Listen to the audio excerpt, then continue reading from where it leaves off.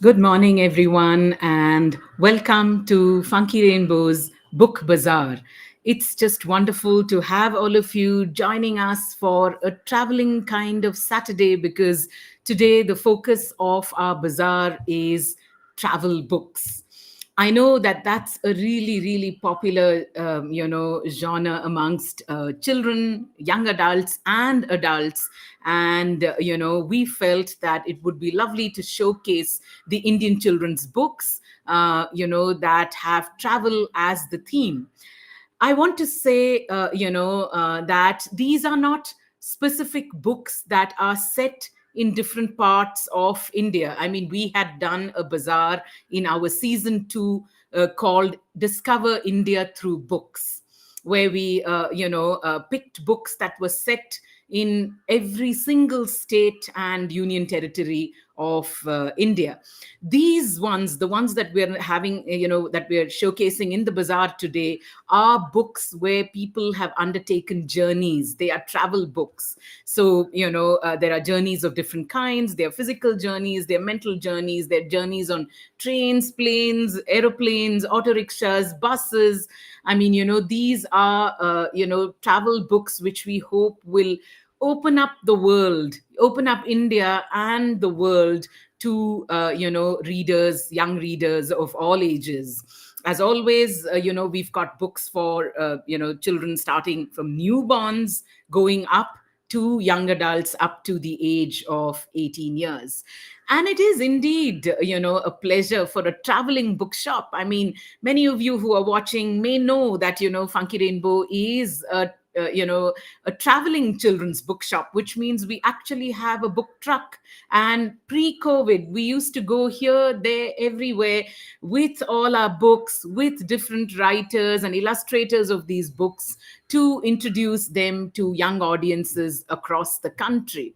And COVID has, of course, changed all that. And, we're doing many of our initiatives online at the moment. But we're really hoping that very soon we'll all be able to go back to some kind of traveling, because the maza, the masti, and the real learning that comes when you get on a journey of 1,000 miles is just something that is spectacular. So it's really a matter of great pleasure that we are, a traveling bookshop is doing a bazaar on travel books. There's also a reason that we chose this date and this theme today, because the 27th of September is celebrated as World Tourism Day. That's the Monday that's coming up. The UN has designated that as World Tourism Day.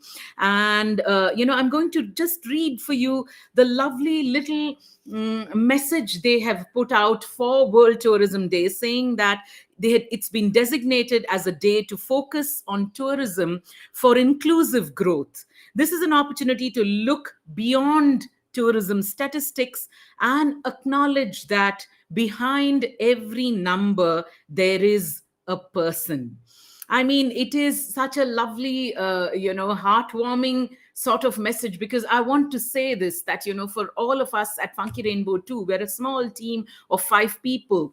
It may be books that are traveling here, there, everywhere, but that the difference that gets made for those books to travel here, there, everywhere, for those books to be matched, well, to the children who are reading it, there are people who are doing the whole thing. So they celebrate it on 27th September as a global observance to foster awareness of tourism's social, cultural, political, and economic value, and the contribution that the sector has made towards achieving the UN's sustainable development goals. And I think it's particularly relevant in this in this COVID world, in the post-COVID world, and I'm hoping we're already in the post-COVID world. We know that the travel industry and several people in the tourism industry have been hit quite badly because of how challenging the pandemic has made it for people to travel. So it's extra special that we remember every one of those people who have made many wonderful travels possible for us in the past and will continue to do it in the future. Meanwhile, we feel the journey of 1,000 miles usually always begins with the first book. And we are delighted to present a whole clutch of books that we hope will open up this wonderful, diverse country to all of us and to our children, as all, and also the rest of the world. It is, of course, such, like I said, just the significance of a traveling children's bookshop doing travel books makes us really delighted to present this to you. As always, the books are up on our website, www.funkyrainbow.com. Please click on the tab that says Book Bazaar. There is a drop down menu, and season 3, it will say season 1, season 2, and season 3. Click on season 3, and there will be a Bazaar tab that's called Going Places. We have several more books than we're going to be able to recommend. Our guest today is certainly one of the most prolific children's writers who has so many books to her credit, many of them connected to travel. So please do check out the collection and travel far and wide with children's books. I can see Muttama, who's not here this morning, saying hello. And yes, you have not traveled in ages, she tells me. The original gypsy is you. Yes, the wandering bookseller. That's who I am, the wandering editor. But hopefully, all that is going to change really soon, Muttama. I miss getting out there.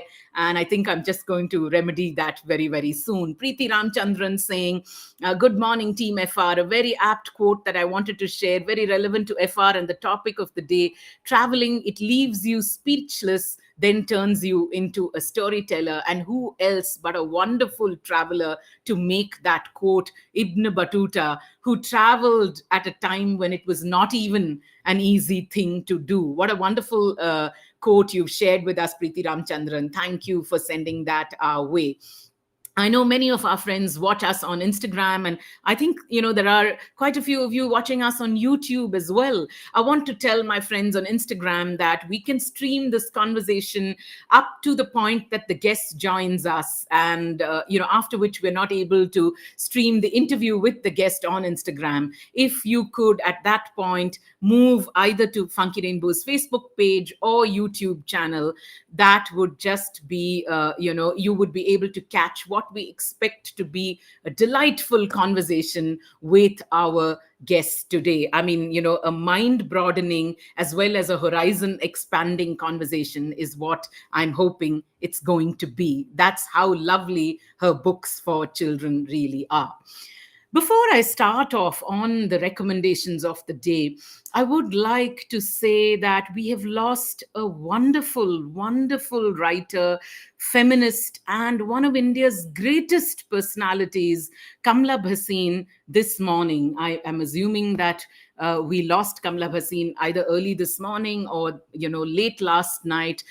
She was, one of India's most feisty feminist feminist champions, and has written such lovely books for kids. And I know that, girls, can you just show me any of Rainbow Boys and Rainbow Girls and, any of Girls Want Azadi.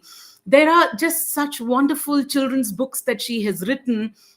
It is just with great sadness that I say that, the physical presence of Kamla Bhasin not being in our world, what a powerful orator she really is, right? And we have had the absolute pleasure of interviewing her, of talking to her, of interacting with her, chatting about her books. And I think the way she'd speak about books, the way she'd speak about feminism, the way she'd speak about equality of the genders. I mean, those words just resonate in my ear even to date, even just now. And I think, we feel a deep sadness and a deep void, but knowing Kamla Bhasin and just that, interaction with her in Delhi some years ago makes me feel that she's going to say, don't mourn me. There should be much more powerful ways to keep her wonderful legacy alive.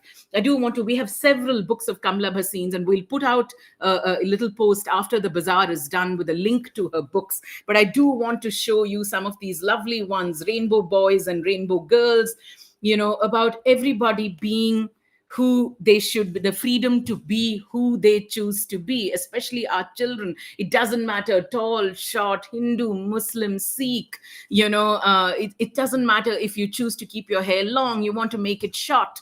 These are the diversities that we need to celebrate. And another lovely new one, which came into our shelves perhaps just a month or so ago, called Girls Want Azadi. What powerful themes for our youngest readers. Really, hats off to Kamla Bhasin for being one of the leading lights, when it comes to gender and feminism in India. We know this much. Wherever she's traveling to, or wherever she's going to be going now, that world is going to be a much more just and equitable world, simply because of what an outstanding personality Kamla Bhasin was. Our deepest condolences to her family, to her very dear friends, and to a wonderful organization that she ran called Jagori, which, indeed has done path-breaking work in the space of feminism and gender. With that, on that note of tribute to Kamla Bhasin, and like I said, after the bazaar, we will certainly put up a link to all her books on, available at Funky Rainbow. Mutama says, I'm in mourning, and yes, it is. It is a deeply, we are going to feel the loss so strongly. And you remind me of her travel book on the Masai Mara, which you had recommended not so long ago at our birthday bazaar, published by Iktara. On that note, we shall get started on our travels, on our, book journey. And my first recommendation this morning is a writer that I greatly and utterly, absolutely admire, Manjula Padmanabhan, with her lovely book called The World to a Mystery. Now, what does The World to a Mystery, do? Like the cover tells you, it takes you on a world tour, on a 12-stop trip to 12 different well-known monuments across the world. But is that what it is? Is that what it really is? Well, you're going to travel with this lovely family. It's a lively, questioning, inquisitive family of 6 people. And if you think you're just going to be traveling with them, well, you know what? You're going to have to solve some puzzles and riddles and clues along the way. And, stop off, you begin. The family begins with the Taj Mahal, and of course, I can tell you that they end with Mahabalipuram, but there are so many wonderful global monuments that come along the way. Manjula Padmanabhan's quirky humor absolutely reflecting on every page. For instance, the family visits the Great Wall of China, and you can see this spread where the family is, at the Great Wall of China. And there are little riddles. Everything about the Great Wall of China is not given to you just like that. Manjula has that ability. She wants you to look at things on the pages and, spot interesting things. And in this, one of the kids says, my dad's so weird. He measures things in elephants. He says that the Great Wall is 2 elephants high, excuse me, and 4,000 elephants long. I just think that's just a splendid Indian way of counting things. Every time I have the Google Maps on and it says like, you have to take a turn in like 400 meters. I'm like, what on earth is 400 meters? I have no idea. Tell me it is 3 elephants away, and I have a really good idea that that's how much 400 meters will be. So he says that dad measures the wall in elephants. He says it's 2 elephants high and 400,000 elephants long. And then apparently the guide tells the family that the wall is so large it can be seen from space. And guess what the kid, like any classic kid, does? He says, I wondered, why go there? Why go all the way up to space? China is much closer, isn't it? Like, you can just go to China. It's a quirky, delightful, a book that takes you on a whistle stop tour of 12 lovely monuments in the world. We would recommend this for 5+ year olds, and it's published by Tulika, priced at 150 rupees. Our next recommendation this morning is a lovely series from Karadi Tales. And the first book in that series, I mean, we love it when publishers do city series of books. And this one is Karadi's city series, the first book. And I know, Preeti Ramchandran, you're watching, and I'm hoping so is Gohan. You can easily recognize what that brand new book in the city series is. This one just came to us like 3 days ago. This one is, of course, the Chennai book in the series, and it is so delightful. It's called Looking for Laddu, and as you can see the cover going up on our screen, and it's about this young boy and his mother who's a vet. You know what they're doing? You know who the Laddu is that they're looking for? Well, it's a brown, it's a puppy with brown spots, and they are looking to see where Laddu could be. They can't find him, and they're calling out his name, and they're going to see if there is this puppy with brown spots that comes running, when the name Laddu is being called. And of course, along the way, they get into the lush Theosophical Society campus. They amble on Marina Beach. They, absolutely stroll through the different iconic landmarks of Chennai. And I'm going to show you a couple of spreads. This one is written by Aparna Karthikeyan and illustrated by Tanvi Parulkar. So you can see the familiar laddu, the familiar dosa and the filter coffee right there.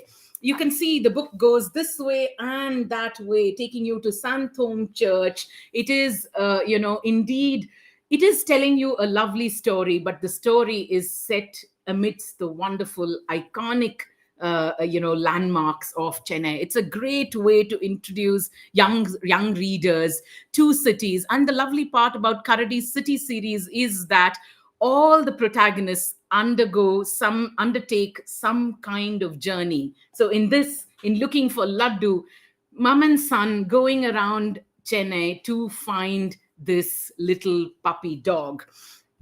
In the series as well is the Mountains of Mumbai, and you can see the unique and wonderful formats of all of these books. I think I forgot to give you the price of Looking for Laddu. It is 399 rupees, and this one, the Mountains of Mumbai, I just love the way it opens.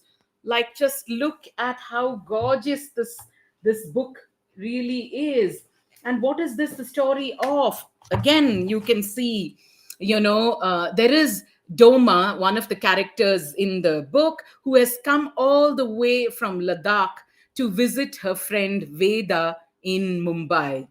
Now, Doma, of course, loves the sights and sounds of the big city, and who doesn't? I just love the energy of Mumbai, basically. All right, she comes and she loves all the sights and sounds of Mumbai, but she also longs for the mountains of Ladakh. Remember, she's come all the way from Ladakh and those beautiful peaks that you can see every morning.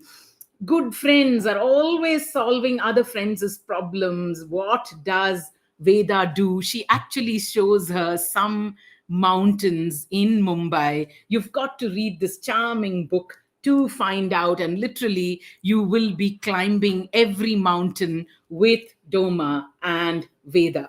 This one priced at 499 rupees, and all of these available at discounted prices on Funky Rainbow. If they're not already on a discounted price, apply the voucher FR10 when you check out to get a 10% discount on the books.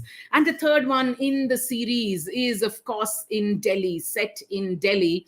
That one, of course, by Labanya Ghosh. I forgot to give you the name of the writer and the illustrator, Labanya Ghosh, and illustrated by Pallavi Jain. And this one taking you right to our fabulous capital city, and done in a letter format. There's a little girl who is going to visit Delhi, and she's writing letters to her mother, who used to love the city. Her mother is no more, and she traces her mother's journey through the city of Delhi by writing letters to her along the way. Every monument holds a memory for the girl, and every letter tells a wonderful story. And this one clubs illustration, photographs, and when illustration, I mean like little sketches and photographs of some wonderful Delhi monuments, and tells you a story. It tells you like what constitutes the grandeur of India's capital city. It's really a wonderful. The City series is a great introduction. We'd recommend it for 5+ year olds. But if you think your children are, happy to see visual books like this, you can even share it with them, when they are younger. But we typically say 5+, 6, 7, definitely all of these books working very well. This one, written by Aftab Yusuf Sheikh. The photographs are by Adrija Ghosh and Shaumitra Ranade. Wonderful book about India's capital city, from Karadi, priced at $3.99. So there are 3 books at the moment, which is Looking for Laddu, Chennai, The Mountains of Mumbai in Mumbai, and Letters to Ammi, which is set in Delhi. Our next recommendation this morning is a writer whom we really love at Funky Rainbow. And this is such a quirky and exciting travel book, written in verse. This is Anushka Ravi Shankar's Wish You Were Here. Anushka Ravi Shankar has such a fantastic sense of the absurd. It's hilarious. You're going to be chuckling over, the pages, or doubling over in laughter when you read her rhyme about this bizarre family who likes nothing better than to roam the world and take in all its sights and sounds. Whether it's the Eiffel Tower or the Great Wall of China, what they do is they send postcards to their relatives who have stayed back at home. And I just love that idea of sending postcards. It was such an integral part of my growing up days. Wherever my father or mother traveled as part of their work, they would certainly send postcards. And then when I started traveling, I started to send out postcards to friends, to family, to cousins as well. And it's such a great way to relive the experience of a place. When you come back and you have those postcards, it's such a great way to remember what your experiences of a particular place was like. So this family, of course, absolutely, sending postcards. And I'm just, going to, read one of the lines, and you can see, how funny Anushka's rhymes are, and the different places in the world, and the relatives. The family members, they've got such lovely names. The person who visits the Taj Mahal is called Brother Marbell. Okay, and the person who goes to the Statue of Liberty is called Sister Torchbearer. And it's just hilarious the way she weaves in these places along with a sense of rhyme. So there's Torchbearer was my little sister, was born so small we nearly missed her. We took her home inside a cup and used a spoon to pick her up. But after that, she grew and grew, and now no one can call her tiny. She went to New York and she found the top of Liberty's head was so shiny. Look at that. This kind of delightful rhyme, the kind of the kind of humor that children utterly and absolutely will be giggling over. And I can see Archana Atri, good morning, how lovely to see you at the bazaar. And I know this morning we just exchanged quick messages about your experience of having worked with Kamla Basin, or having worked at Jagori while you were doing your PhD. It is such a great loss to all of us that one of the brightest stars on our horizon, has is no more. But I really do believe, like I said at the start of the bazaar, that journey, that travel that she's undertaken, and wherever she's going to go, that world is going to be so much more equitable, so much more just. Thank you for sharing some of those memories with us, Archana Atri.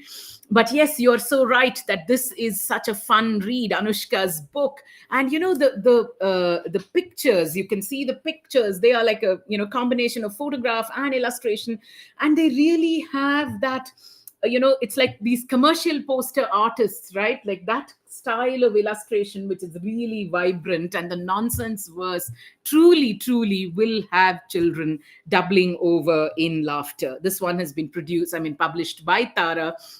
We'd again recommended, kids have a great sense of rhyme, so even when they are younger, when they are like 4 maybe, you can easily get them to read it and get the sense of rhyme. The older kids will recognize the places, or the monuments and the destinations for sure. This one priced at 250 rupees, published by Tara. Our next set of recommendations, our next recommendation, in fact, is a book that I so enjoyed when I read it when it came many years ago.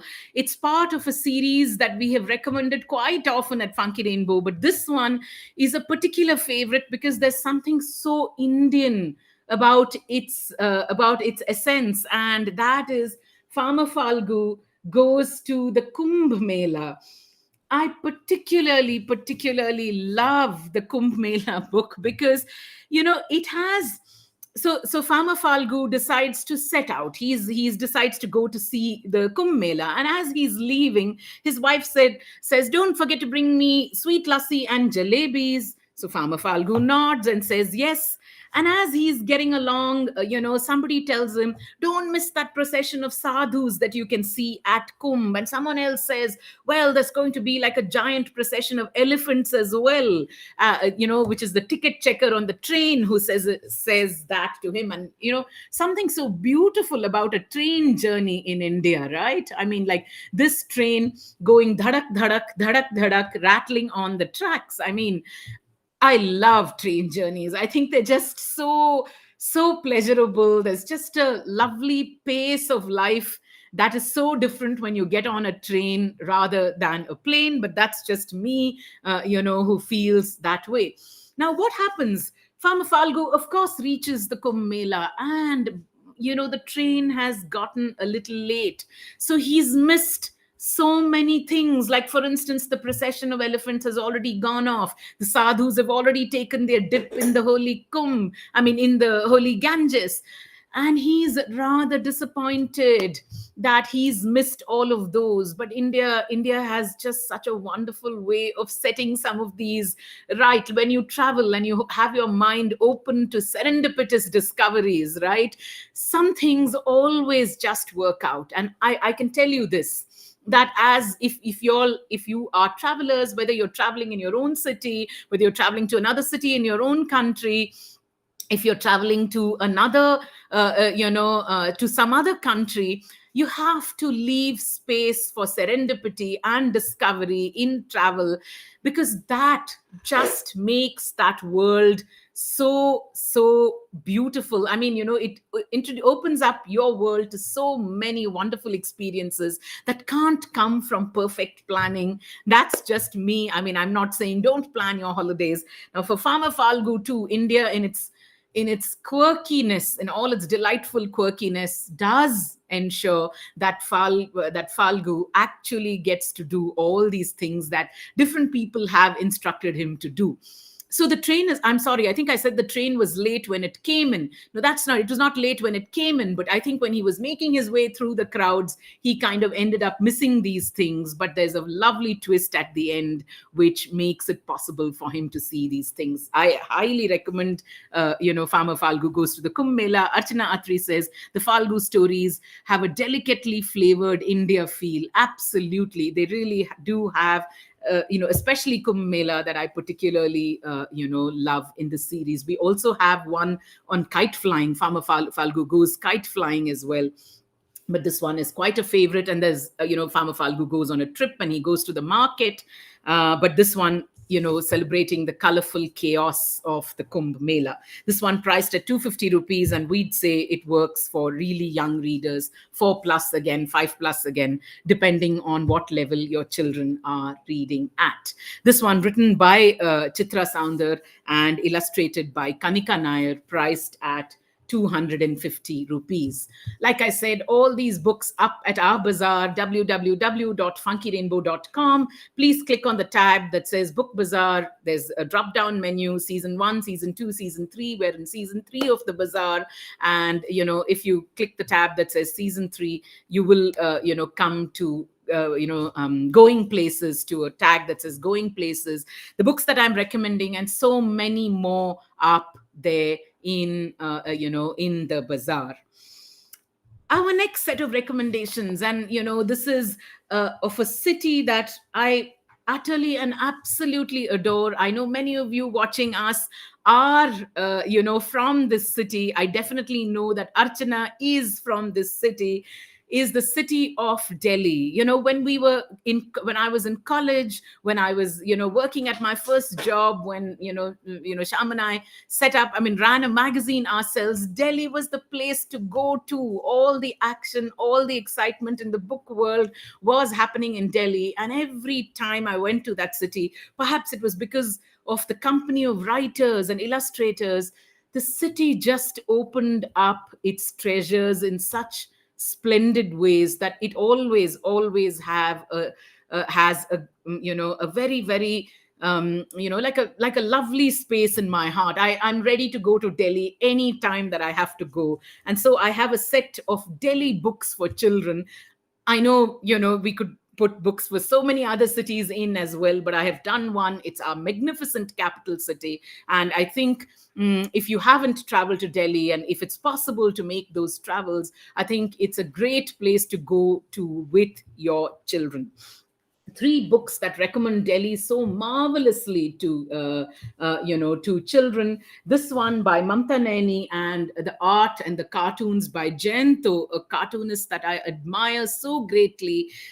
This one, called When in Delhi, is a lovely introduction to the city for our youngest readers. Look at, and I think it's possibly one of those early books, because I'm sure When in Delhi is at least 10 years old. It is anything but a typical travel book, but it introduces the city with such lovely bits and bytes of information, accompanied by Jayanto's excellent and hilarious cartoons, really. So, it's telling you, showing you a map of the city at first glance. It's telling you, it's giving you a lot of practical tips. Maybe some of the facts would be outdated, right? We know it says national capital of India, but the population that it says of Delhi at the moment may not be the right population. But it's telling you that when you set about walking in the city to discover some of the older cities of Delhi, for instance, a cluster of 7 old cities like Kila Rai Pitora, Mehrauli, Siri, Tughlakabad, Ferozabad, Deenpana, and Shahjahanabad. It's also giving you lots of valid practical tips. It says don't leave home without bottled water, walking shoes, a lunchbox maybe, cap, sunglasses, your mama and papa as well, really. And, telling you about the mazza of seeing Delhi on the hop-on, hop-off bus. And I do know, Sham, in one trip, just went off on the hop-on, hop-off trip the whole day and took some fantastic photographs of Delhi, in the way that his beautiful black and white photographs, just hopping on and hopping off a bus. And he reminds me that the places that the hop on hop off tour was recommended to him by another wonderful friend who made Delhi what it is for us, Subhadra Sengupta, the late Subhadra Sengupta, who recommended that, one day when we finished off our work early, she said, just get on a hop on, hop off and go see the city in ways that you probably will not be able to do if you just got yourself into a taxi or an auto rickshaw. So this is a lovely book to give to your kids and get them. There's bits and bytes of information. There's like landmarks like Jantar Mantar, the Qutub Minar, there's Delhi Heart, there's food, there's shopping, there's culture. I think it's a great one for really young readers, priced at 195 rupees and published by Katha. In a similar vein, two wonderful books that came out from Zuban, and I know that some of these are quite old publications, so we only have limited copies of these books. But this one, which is a Delhi book and a Delhi activity book, is again written and illustrated by Premola Ghosh. Really such a colorful depiction of the stories that make up Delhi. I mean, in this book, of course, there are the animals of Janwar Dosti. There's Tunnu the tiger, there's Zero the giraffe, there's Lucky the rabbit, and several other animal friends who go on a magical journey of Delhi. And you can see, and what they're doing. They are going through the monuments, they discover new places, they discover things to do. It's really a perfect guidebook to the city of Delhi for slightly older readers, I would say 7 plus maybe, to discover our capital city. And you can truly see these wonderful images, I mean the wonderful illustrations bringing alive the historical monuments of Delhi. It's a great one to walk through Delhi with. Even now, when you can't walk through Delhi, this is a great one to use to kind of look through it. And this accompanying activity book, just such a great way to see, if kids have enjoyed this book. There's puzzles and games and activities that you can do that help your children discover the beauty of Delhi, amazing facts about Delhi while they're reading this lovely set of books. Archana is saying, I love the Zuban book, bought it several years ago.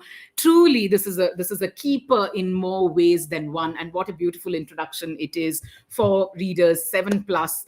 I would think that we really need to give this to our children for them to kind of discover our capital city. I have one more in that series which came in maybe last year, I think, which has been put together by Intact, the organization that works on conservation, culture and historical, walks of the city. This one in association with Talking Cub, called Delhi Ki Shaan, Discover India's Capital City, which reflects our rich and unique heritage. And this is, again, I would think that for a slightly older readers, I mean, if the Katha book works for 5-year-olds and the Zuban for 7-year-olds, I'd say this would be 8 plus, 9 plus perhaps, when they have a sense of history, when they have a sense of the environment, because it takes you on walks that introduce you to many things, like, for instance, this natural heritage segment, telling you about the Yamuna River, about how it's the lifeline of, Delhi's natural heritage. And then, telling you about a rugged ridge. And I do remember doing this walk, the ridge where you can see so many birds in Delhi. I remember we had the pleasure of being taken for a bird walk across this ridge by the one and only Ranjit Lal, such a wonderful birder and such a wonderful writer on, on the natural beauty of Delhi. On the birds, the flora and fauna of Delhi. There's stuff on the trees. and similarly, you go on walks of the monuments. So there is, the natural heritage, there's the built heritage. These are first class books for children, really. And I think we've got to be able to, wherever you've traveled to any other part of the world, right? The visit to the capital city of that country is usually something that gives you such a great sense of what that country is like. And I urge many of you who haven't been or have just been there long ago to visit Delhi and visit them with some of these lovely books. Our guest who will join us later in the show at 12:30 today has also got a spectacular series of books that introduce young readers to the diversity and the beauty of India. I can see Preeti saying these are great light reads to introduce history to younger kids even before they start school. Absolutely. I mean, you can introduce them to history, you can introduce them to different parts of the country, because nothing, sparks the imagination. I mean, how do you get children to accept newer ideas, newer experiences? Because that's what travel brings. When you go somewhere, you have to keep yourself open to new experiences, new ideas. And many of us, I mean, adults, especially, and perhaps some kids, a little bit hesitant to do that. How do you open their minds up to absorb all these things? And no holiday is going to be perfect like that, right? Like, everything is not just going to go as you've planned. I think the best way to do it is to do it through books. And these books, books like these, really opening up the world for our young readers. Our next set of recommendations, and I'm going to quickly run through a clutch of them, is this great series that came out from Ekalavya. We have only 3 at the moment, and I think only 3 have been published this far. They have these very slim little books, which are like, let's say, map books, more so to speak. But what I love about these maps are that they are not actual maps in which you can spot things. You can't like look at this and say, well, the distance between this place and this place is so many kilometers. They are personal maps. They are maps that bring the culture of the place into it. They are maps that bring people into it. They are maps that bring emotions into it. And they've clubbed it with some information. I'm going to show you the one on Lakshadweep. Again, I'd say this is great, for children that are 8 plus, 9 plus years of age, giving you lots of exciting information about Lakshadweep.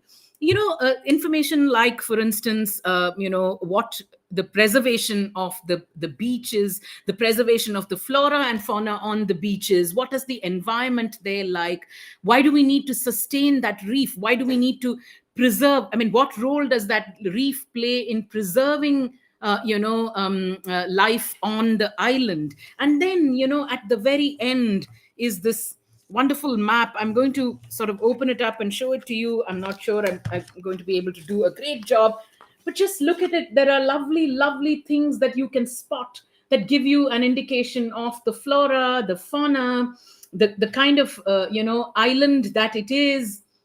And there's this legend, this really lovely legend that the map has, that is so child friendly. It's asking you to kind of look at these things in through a child's eyes. I can see Archana saying, a little nerd complained yesterday. You say books take us on journeys, but we want to go on real trips, not only through books. Yes, I do absolutely understand that sentiment, Archana. It is my sentiments exactly. I can't wait to just we've traveled through books for a long, long time, but I really do want to get on the road and see if there's some way. Just tell those little nerds just a little bit more till your next vacation happens, until it's possible to go somewhere, to use these books and to sort of try to relive the magic of travel. Of course, alternately, we tell parents this, journeys don't have to be made only, to very far away places. Just journey into your own backyard. Just journey into your own locality where you live. Discover some sights and sounds. Sometimes when you walk in neighborhoods, you'll realize that there are people who've lived there for 50, 60 years. Talk to them about what this neighborhood used to be like so many years ago, so many decades ago. That's the charm of travel, which you can make possible even now in the midst of the pandemic. So yes, Archana, we hear that nerd and we wish that he or she is going to be traveling very, very soon. So this series, they right now have Lakshadweep, they have Orissa, and they have Maharashtra in it. And like I said, each one, like the Maharashtra book, focusing on wonderful aspects of Mumbai, like, what kind of, city is Mumbai, what kind of a state it is, the Varli art of the state, and these lovely not drawn to scale maps. I love the idea of these not drawn to scale maps, and I'm just going to show you one more of them. Just look how splendid. And the legends, the little legends, not so little legends actually, that are telling you to look at different things in the maps. I mean, priced at 80 rupees, these are just absolutely a steal for kids and adults, is what I think. So there are these three lovely books, map books, I'd call them, from Ekalavya, for young readers, 8, 9+ year olds. Our next recommendation is a book that I, utterly have enjoyed every time I've looked through it, because it has opened up some interesting facet of a country to me. This one is Tulika's My Facebook Friends, written and illustrated by Kavita Singh Kale. It's such a lovely way. I mean, and it came out very many years ago, when I think maybe Facebook was just new to, or many of us were new to sort of Facebook. She's introducing us to her friends on Facebook. For instance, you see this one begins, with Tenzin, with the author. And these are, you can imagine that these are some real friends, maybe real or imagined friends of the author illustrator, who also says she absolutely loves travel. Now, the minute we say Facebook, I've seen a lot of schools, teachers, and librarians just shy away from it. This is not just a Facebook book, it's a book that helps you meet people from different parts of the world, telling you about lovely things that happen in those parts of the world. So now, when she meets Tenzin, who's 20 and is Tibetan and is a monk, and he speaks Tibetan, Hindi, and English, lives in McLeodganj in Himachal Pradesh.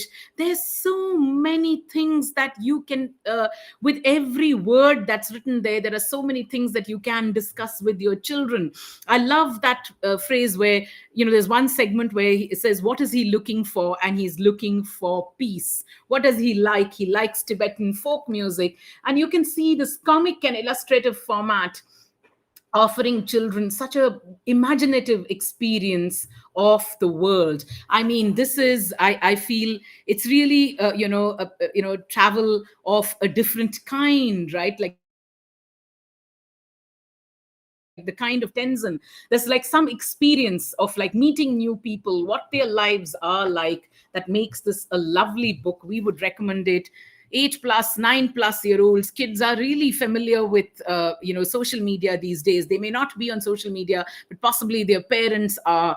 But this is such a wonderful way for you to ask them to create a scrapbook of their friends. Maybe they have friends with whom they are exchanging emails, or maybe you're writing letters to them. Ask them to find out some interesting bits of information. What languages do your friends speak? Where do they live? What are their interests? What kind of music they love? And create a similar beautiful scrapbook, for themselves, like a family scrapbook of your friends from different parts of the world. And you know what? I mean, and especially for the nerd, who's yearning to travel, sometimes this one, without passports, without visas, what a great way to travel across the world. This one, published by Tulika, priced at 200 rupees. We'd recommend it 8+.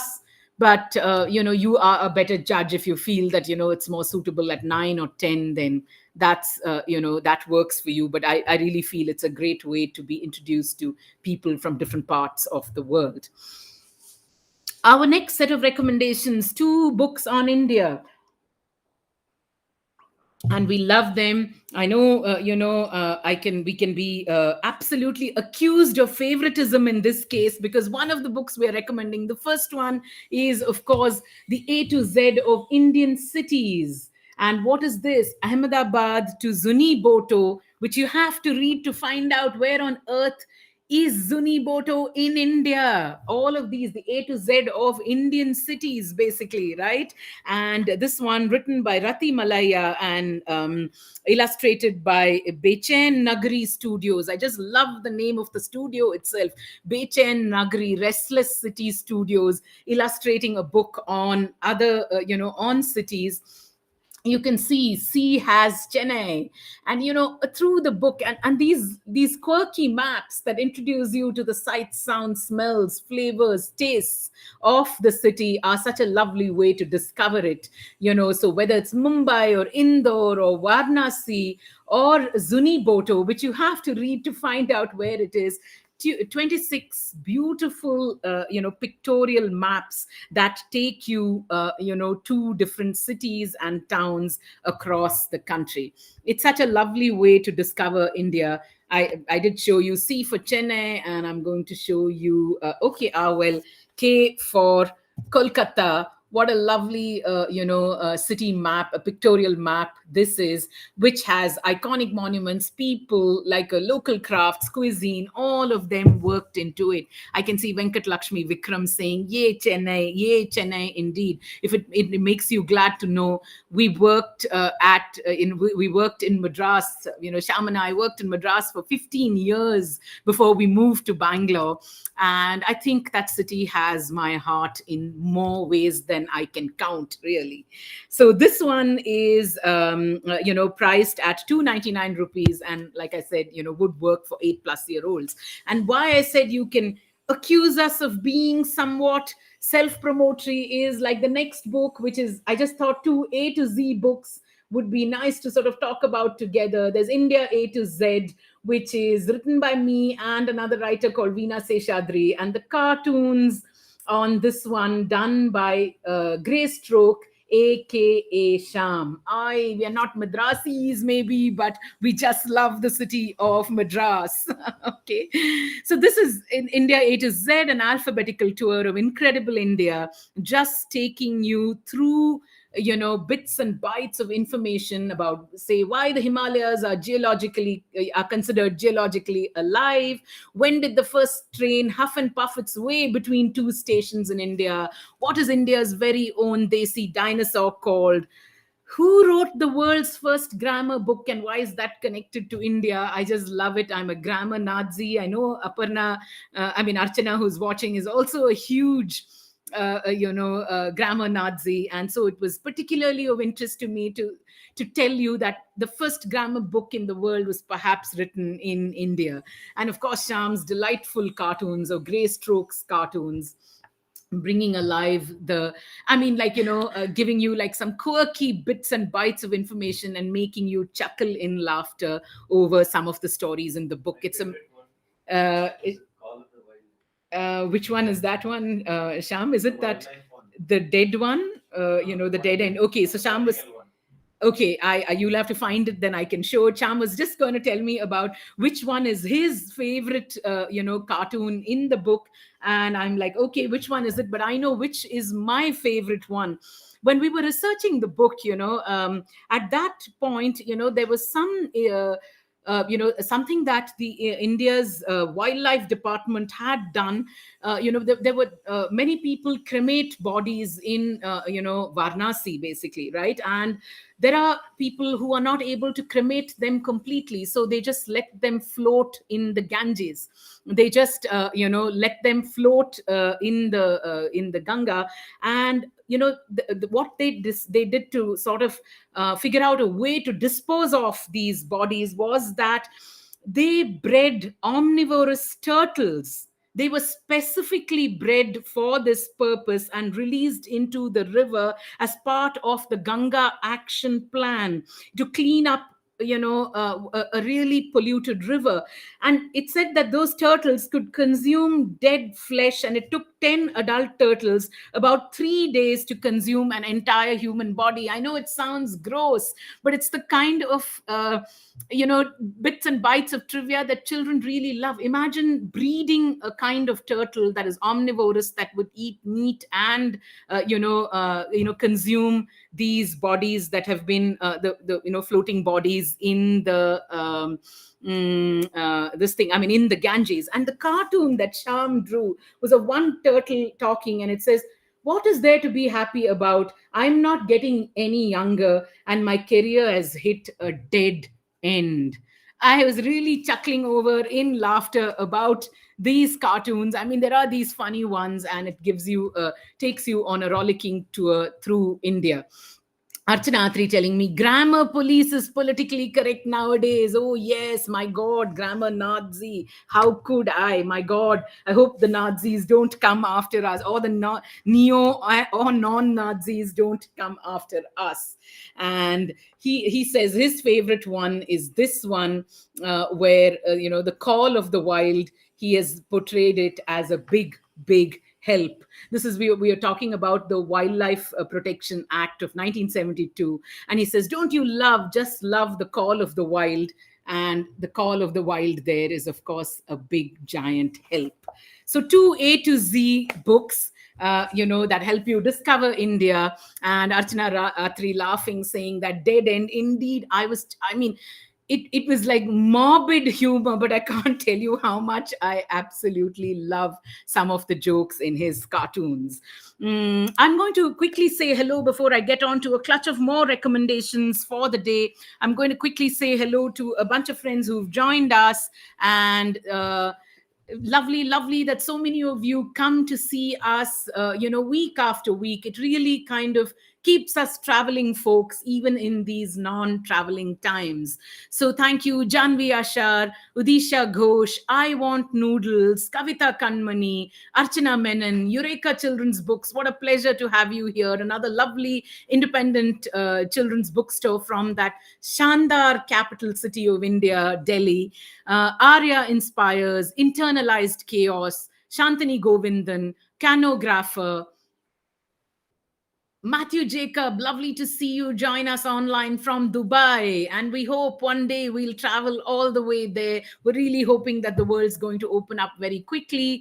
Padma, Thought Trap, Anurag, Baby Bookaholic. We love you, Baby Bookaholic. We love them, bookaholics of all kinds. Rensi Philip, Pari the Bookworm, The Zen Planet, Anjani Rajagopal, Anika Singh, Aarti Mamta, your books are up in our bazaar. I know you are great, travel writers. You've got the Off to Jaipur, Off to Chennai, Off to Mumbai series. We also have your Rupa book coming up in our recommendations. Strange and Mysterious Places the World Forgot. Thank you so much for watching our bazaar today.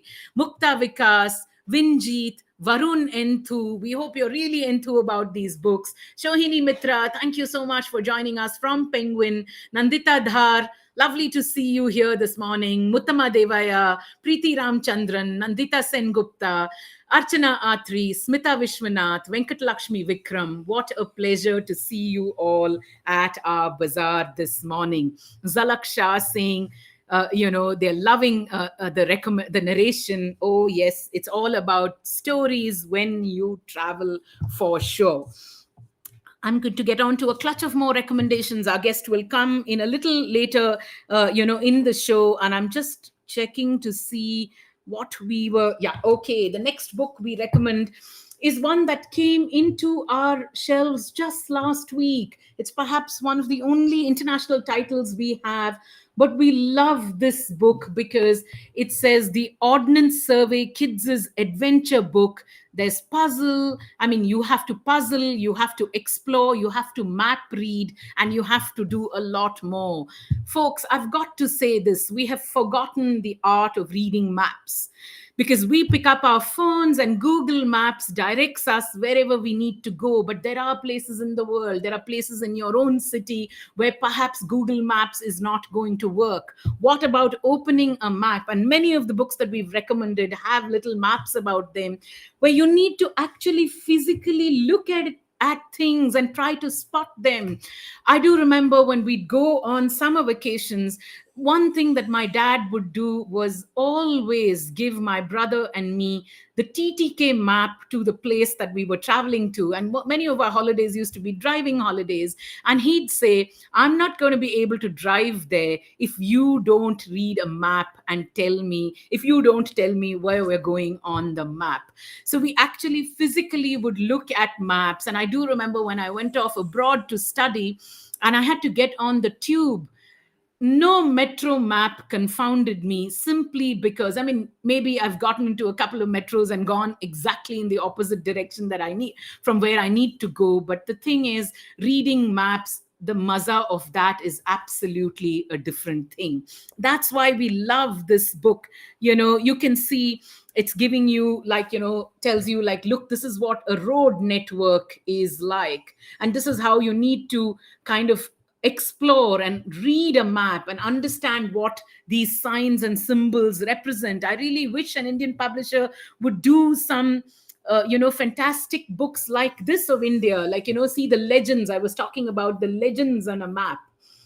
And this one gives you a list of all the legends and asks you to find those legends on the map and tell you what they represent. Like, if there's a legend that says art gallery, well, then when that symbol is up there on the map, you need to know that there is an art gallery there.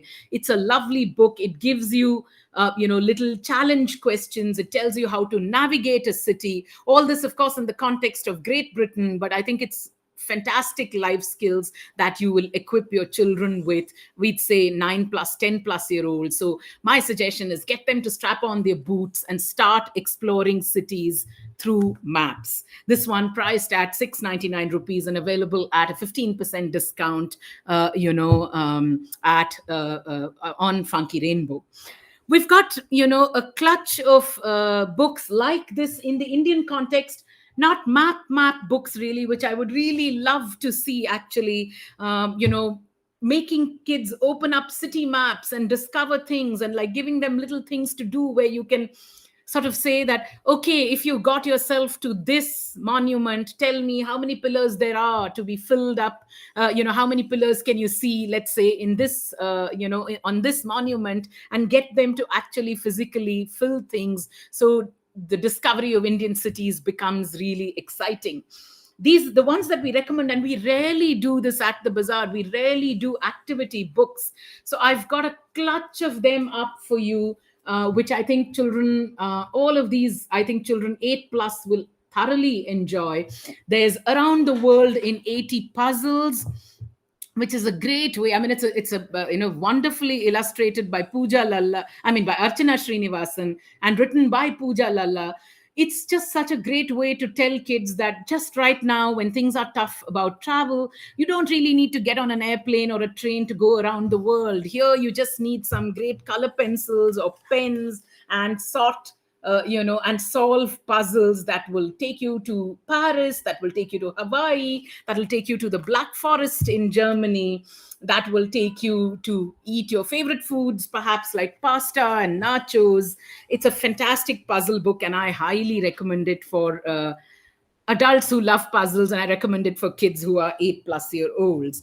There are a couple of more in the same vein. Inside India, amazing historical puzzles put together by this first book was done by by Scholastic. This one by Fun OK, which takes you into unique historical places in India by way of puzzles and riddles and grids, and helps you discover its incredible monumental wealth, actually. And there are 2 world challenge books, which are Europe and Asia, which these are the world challenge books. And you can see like several little activities around, brain teasers and activities and puzzles that take you into the histories and cultures of these continents. We have Europe and we have Asia. I think this is pretty much the first time we must be recommending activity books in our Bazaar. I'm going to check the time. All right. I've got a bunch of more lovely books to kind of recommend before we go into our, new arrivals and our 5 at 20 offer. But the next one that I'm recommending is indeed such a special, special book, published by Tara. There's something so unique about the lovely Indian truck. And this one, I mean, I would say special to the subcontinent. This one is called This Truck Has Got to Be Special. Written by Anjum Rana and illustrated by Sameer Kulavur, and the truck art on it by Hakeem Nawaz and Amir Khan is such a gorgeous, gorgeous, truck drive trip through India. Now, this one, the truck artist Zarar, this is like a conversation between two truck artists, Zarar and Chinar Gul, who they drive along the mountain roads of the Karakoram and the Hindu Kush, and they have one of them has finally bought a truck of his own, and he has painted it beautifully. And the thing is, as they paint it, they're talking about the many journeys, the splendors of the places that the truck will travel to, and the intricacies of the art on trucks. I mean, isn't that so unique to the Indian subcontinent?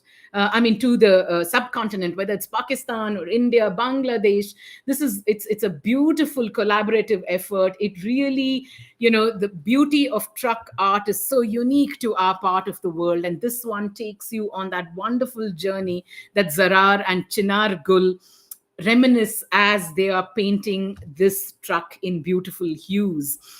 And I love the fact that it is an Indo-Pakistan collaboration.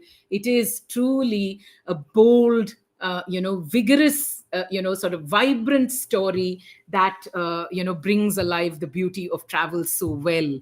Archana Atri is saying truck art is gorgeous. It's such a splendid idea. It really is. I think this is a book that you can gift to many people. You can gift it to, I mean, if I knew somebody who was going to be getting married, I think this is the book that I would kind of gift them, because I'm like, come on, hit the road, guys, and have a great time, together. Families that are sort of traveling together, you can open it out to kids. Tara's books just, can be used by different age groups in so many wonderful ways. So this one, priced at 550 rupees, and look at that gorgeous cover. That it's got these little shiny sort of highlights for the truck, which make it so beautiful. All available at discounted prices at Funky Rainbow, folks. I'll quickly run through a clutch of more recommendations, because then we will just show you our 5 books at 20% discount every week, Friday to Friday, and some of the new arrivals on our shelves before we welcome the guest of the day. I'm going to recommend a few books for older kids, and we love Deepa Agarwal's Caravan to Tibet, which was on the IBI honor list. It's a journey to a forbidden land, 14-year-old Debu, who sets off across the high mountain passes from Kumaon to Tibet to search for his father. What a lovely journey. I mean, it's a journey to a forbidden land. I mean, there's robber chiefs, and there is a boy in the course of this journey. And we do have many such books in our collection, Buzzaar, where protagonists undertake journeys which end up being coming of age journeys. I know there's Mini Srinivasan's Just a Train Ride Away. So we have journeys, we have books on places, we have books that are guidebooks, activity books, but also the metaphorical travel books, where the protagonist actually gets on a journey, and the journey is a representation of something that happens to her at the end of it, or him at the end of it. And in this too, in Debu, he discovers his inner strength when he undertakes this journey to find his father. And it's quite a page turner. Does he find his father? What does he have to encounter? And of course, the gorgeous landscapes that sort of play in front of your eyes as you're reading the story. This one is 250 rupees, and we would recommend it for 9+ year olds. In a similar vein, we have, of course, Aarti and Mamta's Strange and Mysterious Places the World Forgot. So this is not a book of fiction, but it's taking you into worlds. Like, for instance, they start off, and I'm not going to give you the answers to which those places are, but there is a lake of skeletons. There is a monument in India that has no pillars. There is a honeycomb monastery. You are going to discover a dozen and a half places, mysterious, strange places. And so, if kids love mystery and they love adventure, this is just the right kind of book to give them, because each one of those, even when you start reading the chapters, like, right, you're like, there's a drowning church somewhere. Where? Can you help prevent it from drowning? There's a hide and seek beach. So lovely, strange, mysterious places that the world has forgotten. And I'm not going to give away where they are, but perhaps the cover revealing something to you. This one, published by Rupa, priced at 195 rupees.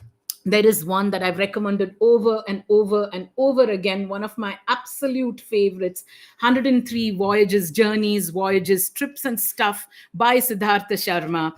I've had this book personally for the last 15 years, and I just utterly love dipping into it whenever I feel like reading it, because it's just little bits and bytes of information. Like, for instance, maybe 2 pages, no pictures, no illustrations here. I think Scholastic, it's time to jazz up the format on this one.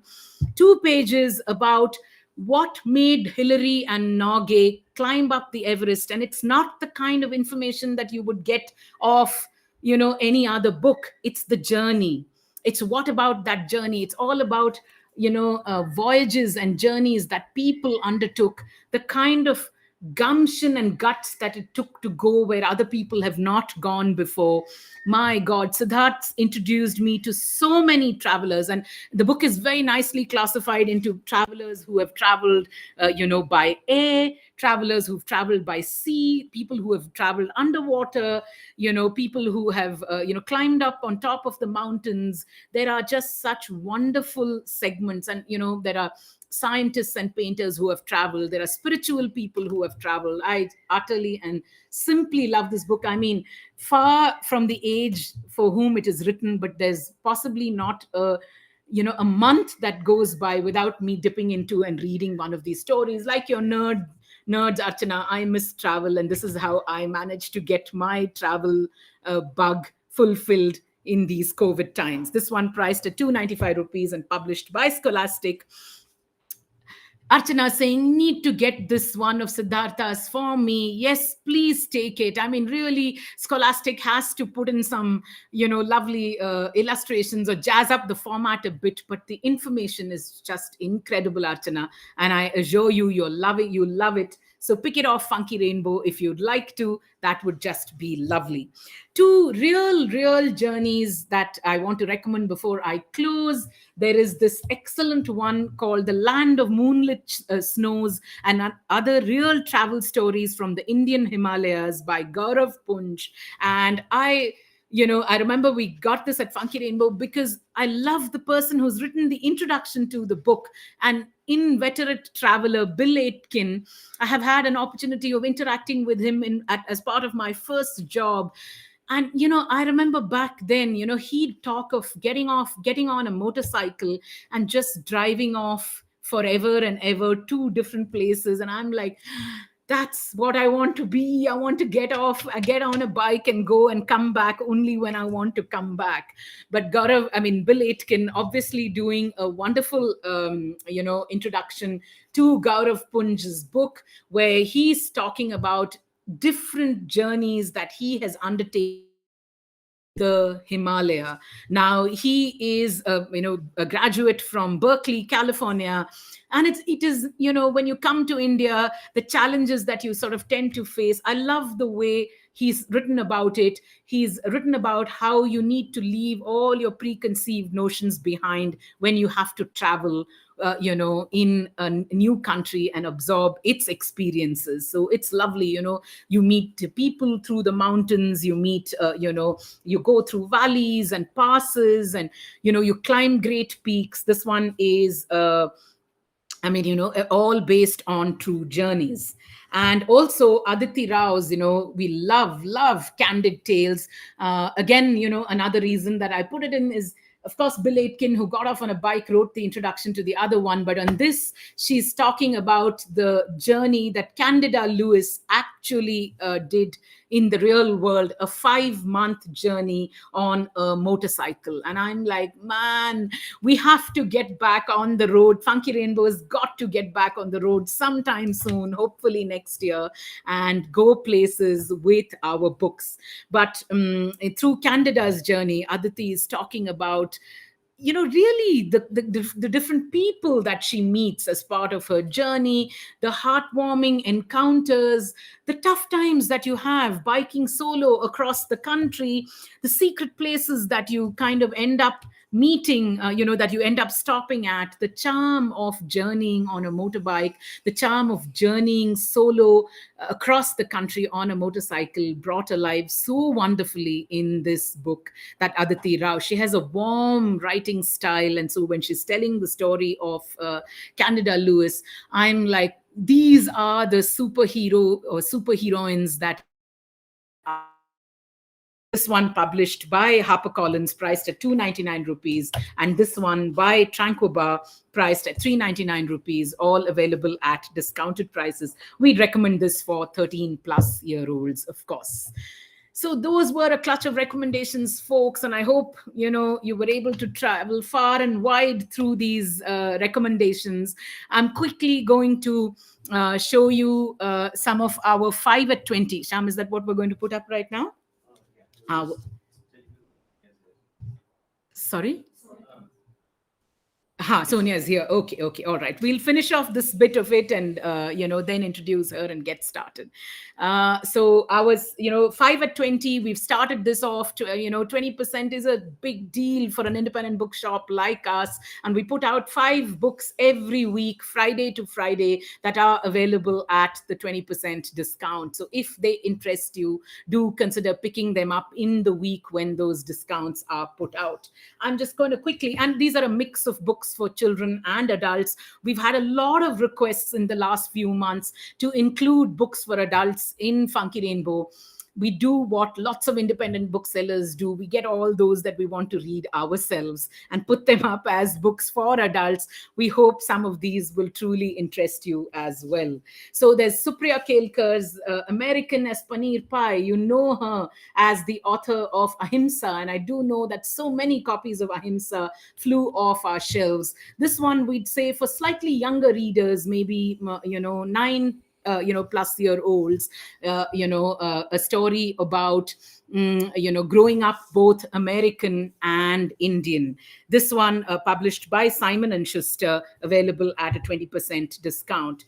There is, of course, Thomas Roberts, The Great Realization. We keep putting this up because we find that there are a lot of takers for this book about a father who, in the time of COVID, sang a beautiful bedtime story explaining this COVID to his son, and a very optimistic, positive, kind of song. Now it became a huge viral video, and a publisher converted it into a book written by Thomas Roberts, the dad, and with art by Nokomo, talking about the great realization that has struck many of us when the world shut down. It's a beautiful story of hope.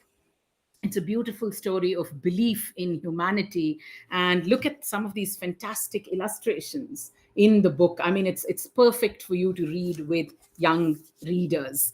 All these, the 5 that I'm going to tell you of right now, meant for our youngest readers. I love my monsters. So 5 friendly monsters just pop out of this book.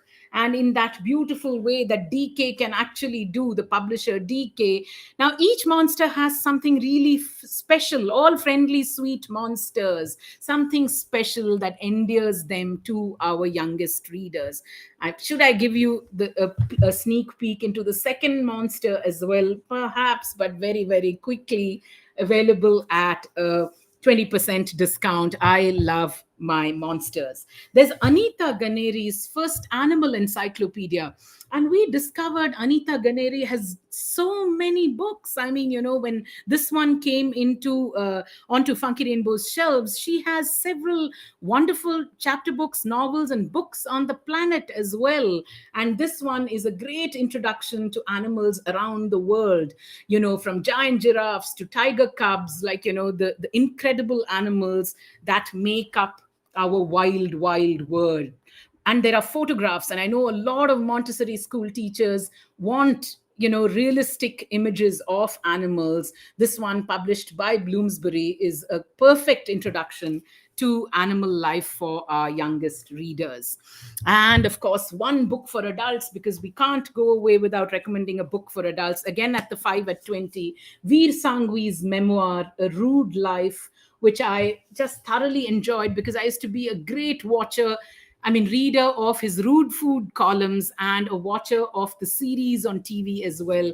He writes a memoir of, growing up in India, of India through, various periods, the 80s, the 90s, and, bringing his own experience as a journalist, as a culture commentator into, presenting a worldview of India.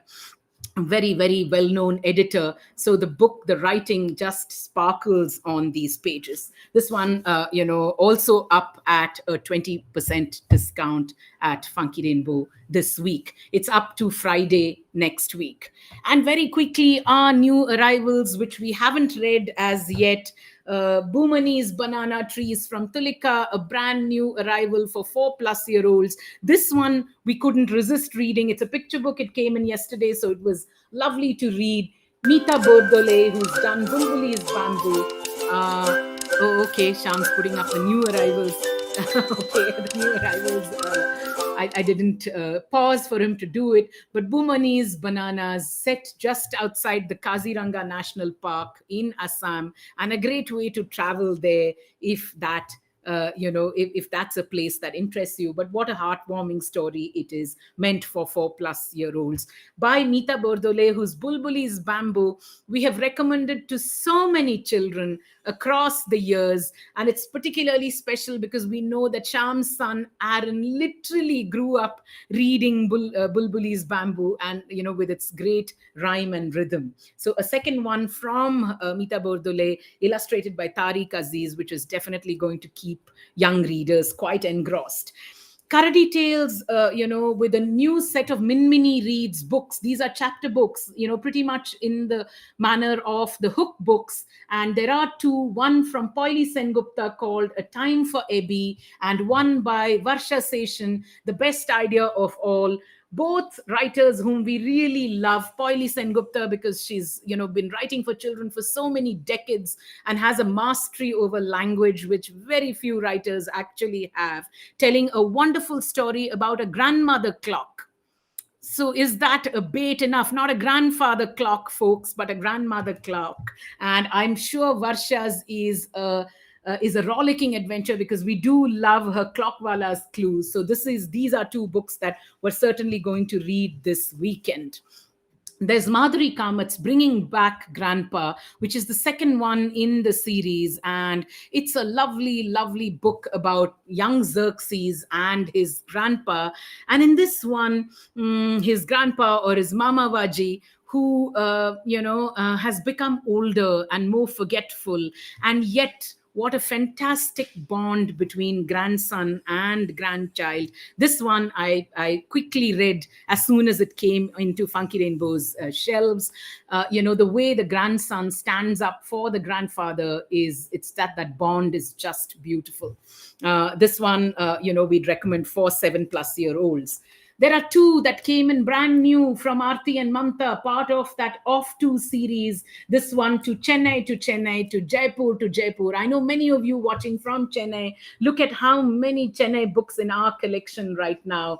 And like the other ones that they've done in the series of Delhi, Kolkata, and Mumbai, these two bringing alive the beauty of Chennai and Jaipur for our young readers. Again, this is intact in collaboration with Speaking Tiger and Aarti and Mamta, doing these wonderful travel and reference books for young readers.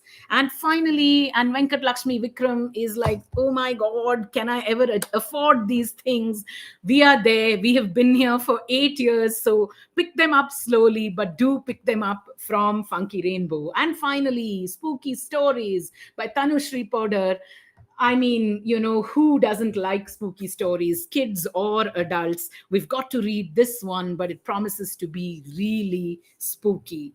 So, this is another one of our new arrivals. With that, we shall get on to our conversation with our guests. For our friends watching us on Instagram, and I know so many of you watch us on Instagram week after week, please do see if you can watch the conversation with our guests today on Funky Rainbow's Facebook page or on our YouTube channel to catch this conversation with Sonia Mehta, who's going to join us just in a minute from now.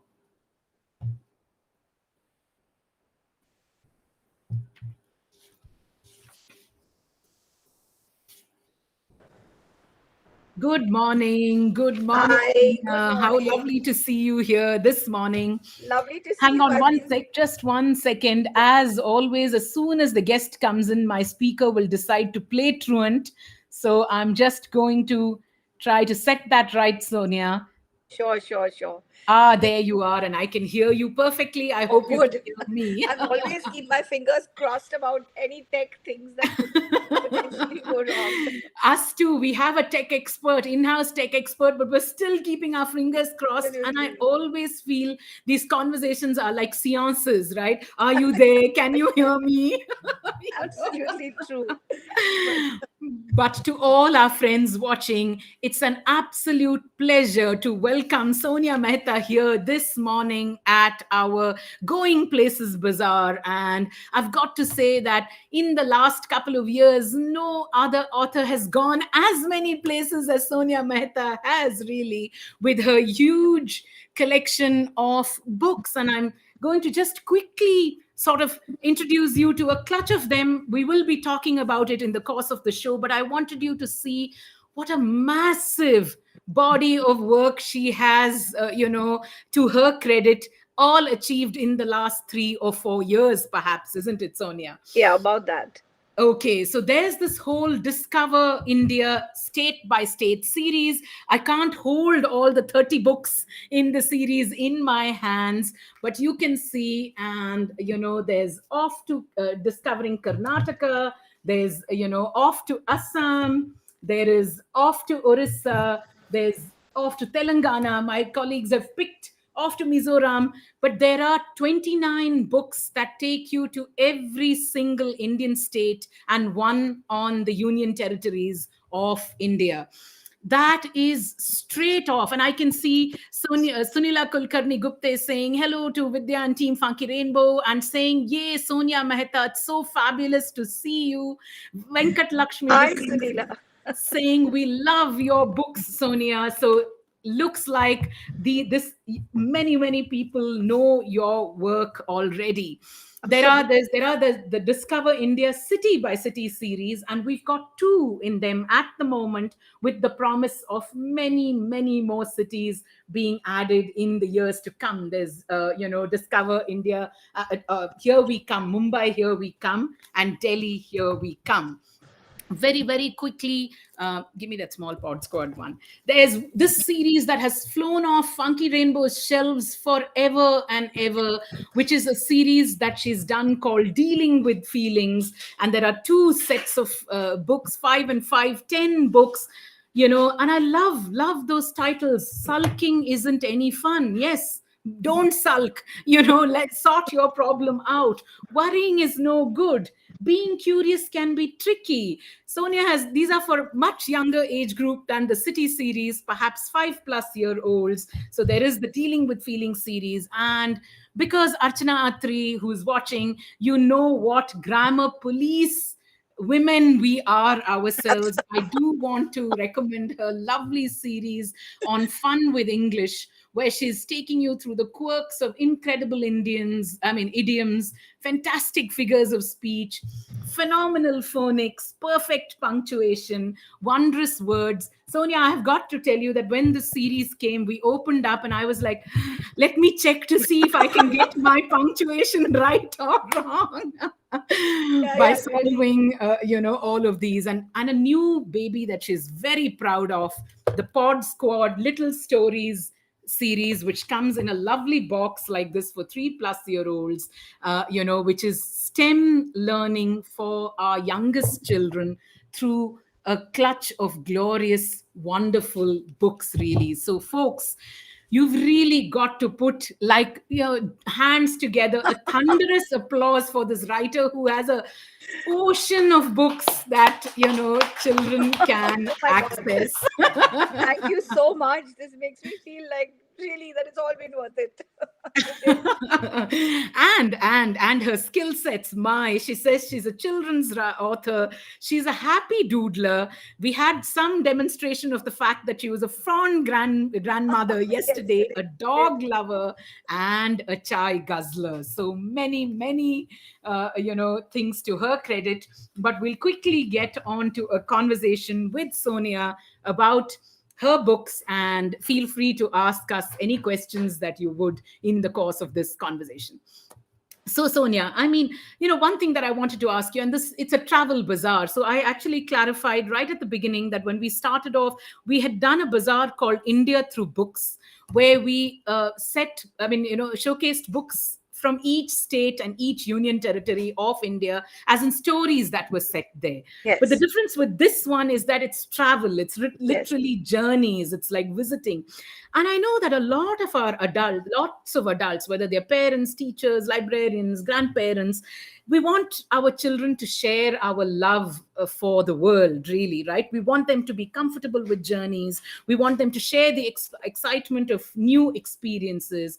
Don't you think, reading really prepares them best for these new experiences? I absolutely agree with that. I mean, I've always felt as a child, genuinely, that, the kind of books that we read as children led us to imagine a world which we didn't live in. Now, it so happened that that was Enid Blyton, and there are a lot of comments about, wanting to live a world which you're not really a part of. But I also remember a book. You talked about books from Chennai earlier. So this is about two children called Sudhir and Shail. Now, I don't even know the name of the book, but it was Okay. set on Marina Beach, and I had never been to Chennai. And through that, I was visualizing the whole place, and I kind of they went to Kerala, so I visualized coconut. And that time we must have been living, because my father was in the army, so we kind of traveled all over India. So I Okay. was kind of, and I'm from Goa, but we happened to be in the Northeast when I read this series in Shillong. And I was just thinking, it was like, where does the water begin? Where does the sea begin? Because there I was surrounded by mountains, and I was reading these books. So you begin to imagine the world, which you may, if you're lucky, actually get to see sometime in your life. But if you're not, and you can't be lucky enough to see every single thing you've read about. I mean, if you're that lucky, then you're really lucky. But it really does give you an insight into life, and children have the most amazing imagination, as we all know. So you spark off a thought, and they build a story in their mind around that. So Right. tomorrow, if you write about a tribe which they have never seen, and they just have to imagine it. I see this with my granddaughter now. I read a book to her, and then she makes a costume about that book uh, for herself. I mean, she said that person would have worn this. So, do you have a dupatta? And I'll wrap it around like this. And she Ah. imitates that person.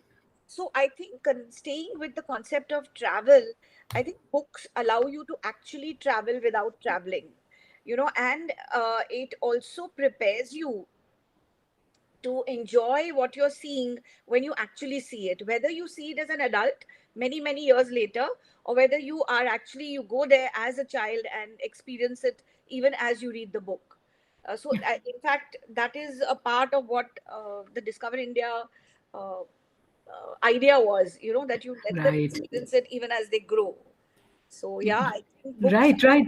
You must tell us about that. I mean, it's an exciting and eclectic, series. And you know, why did you set about writing? I mean, and that's a huge journey in itself to decide to do 30 books, in as part of one series describing, the wonders of India state by state. And you've got characters, right? You've got Yes, Dadu Dolma, you've we've got got. Mishki, you've got Pushka, all accompanying. Travelers who come with us on that journey. So tell us about the So, series and what set you to write. right up front, I have to say it was a real leap of faith on the part of Puffin and Penguin to sort of say that let's go ahead, because you know what it is to commit to so many books. It's not easy, it's not a. So I will forever be grateful to them for having taken that leap of faith with me. But coming to why I wanted to write this series, multiple reasons actually. So what happens is that we have been in the space of creating books for kids as the company that I run, co-founded, called Quadrum. So we've created and helped create books in the academic space. Now, what happens in the academic space? You realize that the teachers are, strapped for time, and it is a problem for them to actually cover so much information. So because of that, history and geography and the exciting subjects turn into something that they have to mug up. There are five rivers, this river starts here, this river. So there's no context. So that Correct. was one angle which I felt that, we should give a context to what they're learning across history, geography. The other part was India itself. As I mentioned earlier, I grew up because my father is in the army. We lived in Shillong. We lived in a house which was on a valley called Happy Valley, and it had these valleys around. Then we lived in Goa, where I Uh-huh. had to take a ferry to go to school and cross the Mandavi River. Then Right. I lived in so many parts, and then when we lived in Shillong, we had a Audley. The Audley's name was Daidam Lepcha, and he was obviously, I learned later, from the Lepcha tribe, and he used to sing those songs, and he taught us those songs. Oh. In and I learned Khasi. I learned very poorly, I must say. And Khasi had an English script, which is why I chose to take it, because I didn't have to learn a new script. So when I grew up, I said, my God, there is just, we have to contextualize India for the children. Correct. So that was the thought that I did. And every book, actually, in every book, I've tried to give the context. So you start with the geography of the place so that they know, but it's not geography as in the subject. It is Right. it is giving them a context as to who the neighbors of this state are, where. So you try and imagine, and you like I'll just share this funny story. When my father was posted to the Northeast, I spent days worrying that. Yeah, there you go. Thank you.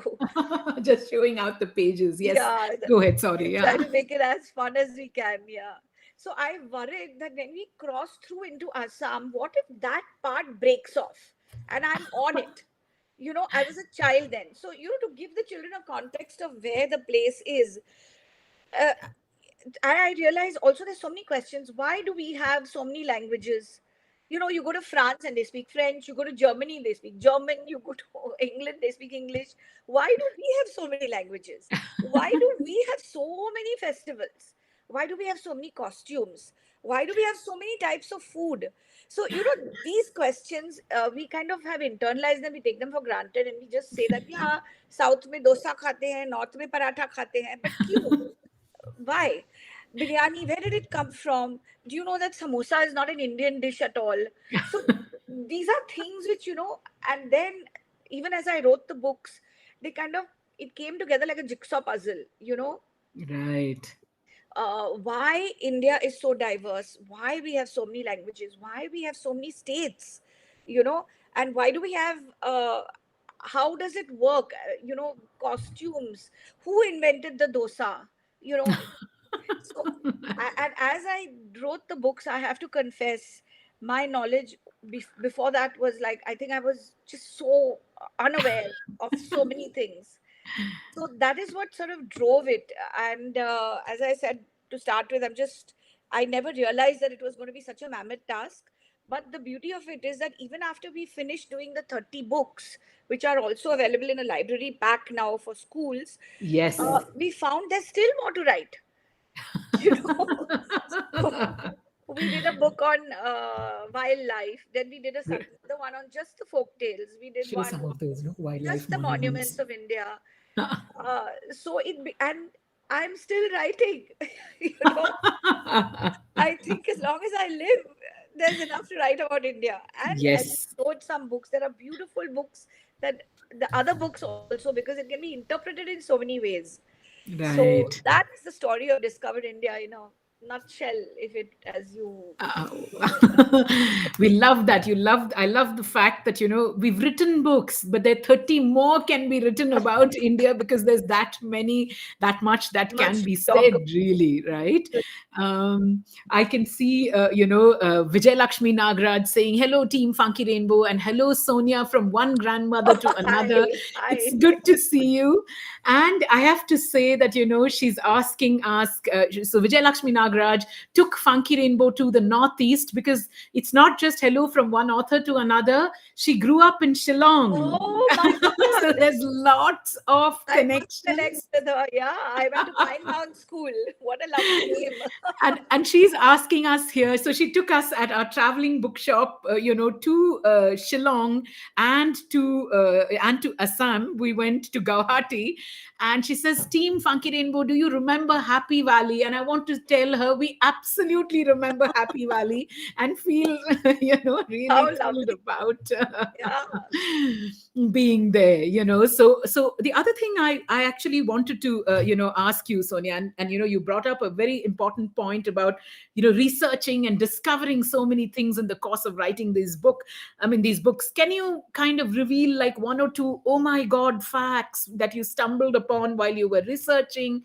Did you travel to these places itself as a part of your writing, and are you a happy traveler yourself? I absolutely love traveling. I do. And I'm finally at an age, where I'm kind of footloose and fancy free because the kids have gone away, so I'm not responsible for anything.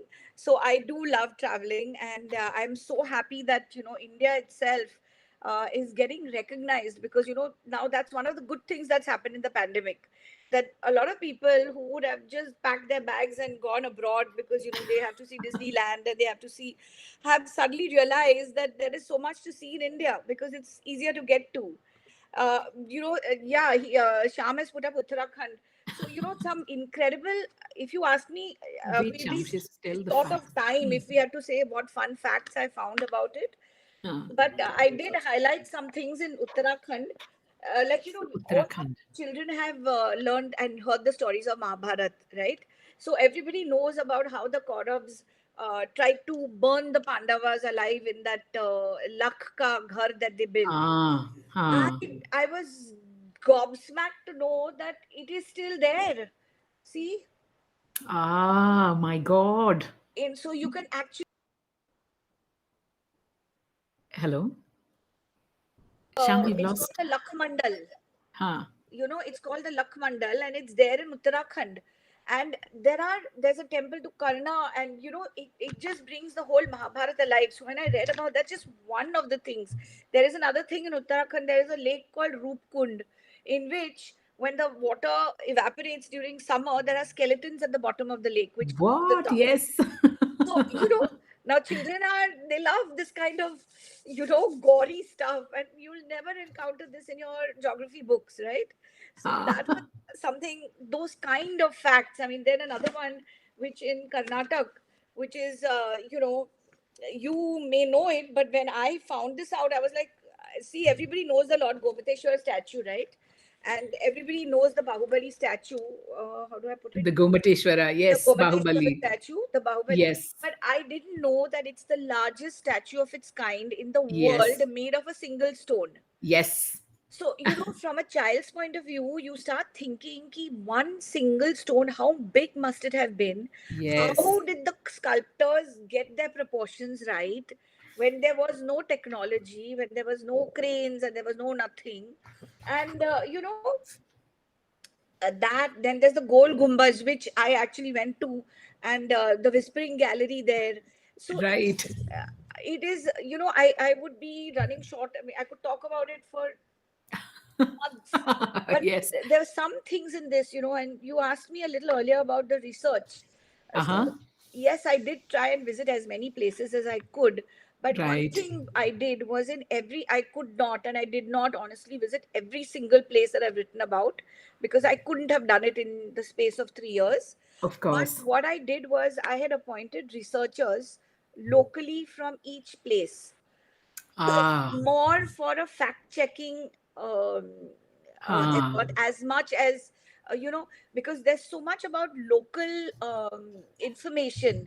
Like when you talk about cuisine, for example, I've talked about the food from every place, and some parts of the food we're familiar with, but some things we just don't know, like how they eat bamboo shoots in some places. Yeah, there you go. Showing you the foods Yeah, here. and Yes. it was quite a task researching this and actually finding pictures and putting them in the kind of rotis. There are like 100,000 type of rotis that we make. So we had local fact checkers and researchers in every state, Oh, in every nice. place, and I visited as many as possible. But it was not possible to visit every single Every place. one of them, yeah. No, but that is lovely. It's really important that the facts are right and the local flavors and the local. I mean, otherwise they are very sanitized books. They don't bring alive the Absolutely. local context. And I'm I glad must that. tell you one thing about the Ha Delhi book. Okay, ha ha in the Delhi book, there's this one fun fact which I actually want to go and experience. So this guy called Ganesh Machiwala. ha. Okay, he actually fries things with his hand. He What? doesn't need this. Ladle. He doesn't need a ladle. Here, there you go. This fellow, Ha. Oh Ganesh my Machiwala. God. So, and oh, sorry, I'm getting my perspectives wrong. So this guy, if you see, what am I doing? Yeah, there you Yeah, go. right, right. That's right. Yeah. Yeah, he actually puts his hands in the oil and takes out the machi, and now he's a tourist attraction because he does it. I don't know what his hands are made of, but now that's the fun local fact. And then, of course, there are the historical facts, which again put in context are great fun to know. Like Alauddin Khilji is supposed to have built this. There's this thing called Chor Minar. Do you Correct. know this? So this Chor Minar actually has holes. The Uh, other side, yeah. these sorry, yeah, these holes are where the chores' heads used to be displayed to Oh my display God. crime. Oh my God, I'm really Don't worry, don't worry. We have it right. We there. know You are what, yeah. like this. So these are like facts which children would like to know, which Yes. are not necessarily, as you said, sanitized. Taj Yeah. Mahal. This is, of course, Taj Mahal has to be featured. It is wonderful, but Yes. many of these are no less wonderful. Yes. Yes. And it's literally the road less traveled kind of a thing that Yes. everybody goes to the Taj Mahal, but not everybody sees the Agra Fort. Correct.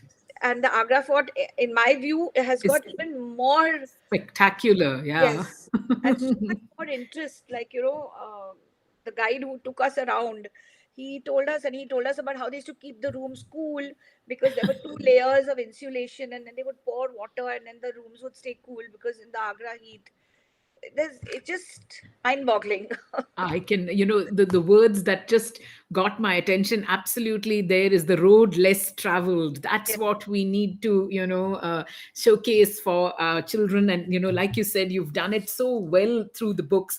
In fact, you did refer to some of these. I mean, besides the yes, states yes, and union territories, you have these combined ones like, yes, discover the monuments of India, then discover the wildlife. There is like the food, and the culture, people people, of India. Lots and lots of books for every reason and every season out there, folks. So just check the website www.funkyrainbow.com. If you click on this bazaar, all of Sonia's travel books up there, discovery books up there.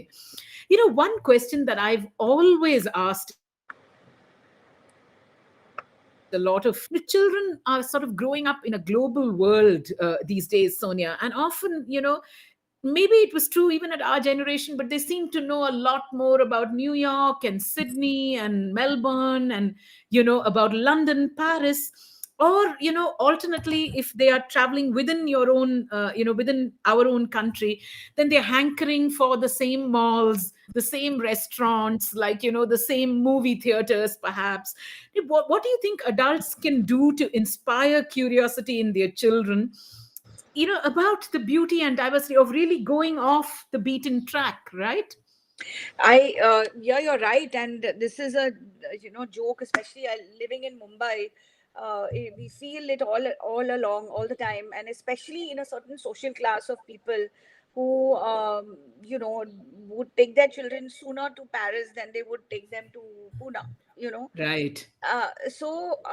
it is a fact, and I once met this child psychologist for a book that I was doing, and she said the problem is never with the children; it's always with the parents. Absolutely. So if the child is like that, it's because the parents have made that child like that. So the parents do certainly have a large role and responsibility in creating that awareness in children about the world at large, and also understanding, respecting, appreciating your own culture and world, because that's what Absolutely. you're going to live in eventually. The other thing is that see, I think it's true that a lot of these western worlds have been better represented because their books are more they've Absolutely. documented them more. But having said that, Absolutely. there are also many countries which are very fascinating, which are not that well documented, because those countries have not reached there yet. I mean, so I'm really Correct. happy to see that in India we are getting these books. There are more and more Indian authors who are creating books which are for the Indian child, and I'm finding like a lot of international parents who live in the US or in England and Europe as well have been ordering these books because they want their children to know about India. Ah, yes. So it is important, and I think the best way, given the pandemic, is books. I mean, we were Correct. where we started, that the best way for them to create this awareness and curiosity in children is, I cannot imagine think of anything better than books. But there is a rider to this, because while we want to make every child a reader, the fact is that not every parent is a reader. That boat has sailed. So if that parent is not a reader by this age, they're not going to become readers now, but yet they do recognize and they do want the best for their children. I would say to them, uh, even if you are not a reader yourself and you are not in the habit of reading books to your child, or if the child is old enough to not let him, just surround your house with books. And that is where an initiative like Book Bazaar is so useful, I feel, because it is guiding you, it is guiding parents to what books are best for their age group, for their interest. So the best thing to do is to just surround the house, fill the house with books. I mean, my house has actually got bookshelves of every color, shape, size. Everything is a bookshelf. I mean, it's not a bookshelves are not uh, uh, things to store books in alone. They are pieces of decoration. They are everything, So I think just surround yourself with books, and you will find that naturally children pick up books. And when they pick up books, you have to, if you are a reader, I think it's wonderful if parents read along with their children. I try to read all the books that now my granddaughter reads, just so that I can discuss it with her, Ah. just so that I share her areas of interest as well. So she's into unicorns just now. So I Oh. know everything about unicorns at this moment because so I've been reading about unicorns, and then I make up stories about unicorns, and so because I want to know what she's reading, and participate, and that creates great bonding as well. So Correct. it's, you're creating curiosity for travel, It's one thing with multiple benefits. There's this huge bonding. There's a confidence that the child develops in Absolutely. language, in communicating. um, just a child who's read and a child who hasn't, you'll see the difference.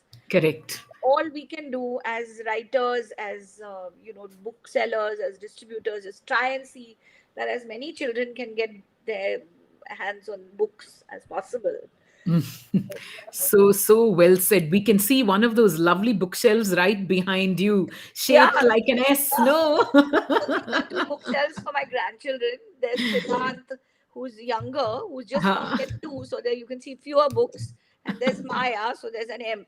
Oh, that is really sweet. Yeah. But I wanted to, ask you also, Sonia. I mean, we've spoken about your travel books, but you've done enough children's books to fill like a not so lonely planet. That's what I was like thinking, man, what lonely planet? No way. There's enough books that you have that we can fill an entire planet with, really. So why don't you tell us about some of your other series of books, for I our would absolutely love to.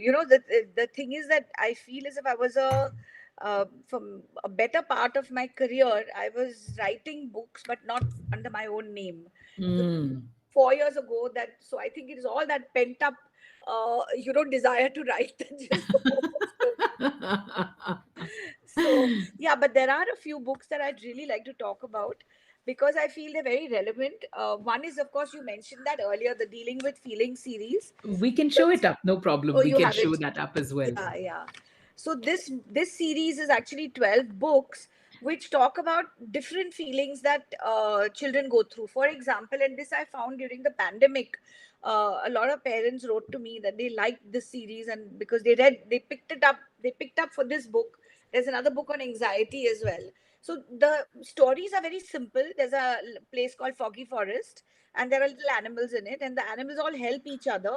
But for example, this is Zizi the zebra, who's always sad. She's this mournful creature, and her friends tell her how to become happy again, and she realizes how easy it is to be happy. Another one is about worrying, because so during the pandemic, I found that a lot of parents, I did a lot of online workshops with children also, to sort of just let them vent, you know, and these books let them feel that it's okay. You don't have to, everybody feels it, and then your friends are there to help you overcome it. So this was one series. Yeah, they're two box sets. We have them as a set, yes. Yes. Yes. Yeah, that's the set. So this is one, and then there's another box set. So there are 12 books talking about even anger, boredom, curiosity. It's great to be curious, but don't get yourself into trouble. You know, yeah, there you go. This goat is always angry. She's throwing a tantrum and being very bothersome to everybody. And so it's okay to be angry, but then how do you manage it? So they're Right. very simple stories. And I know children who actually would ask other mothers and fathers who ask their children, "Are you being Grumps today? Are you being like Grumps the goat? Or are you being Oof the snail?" So they could identify their mood with these characters. So this was one.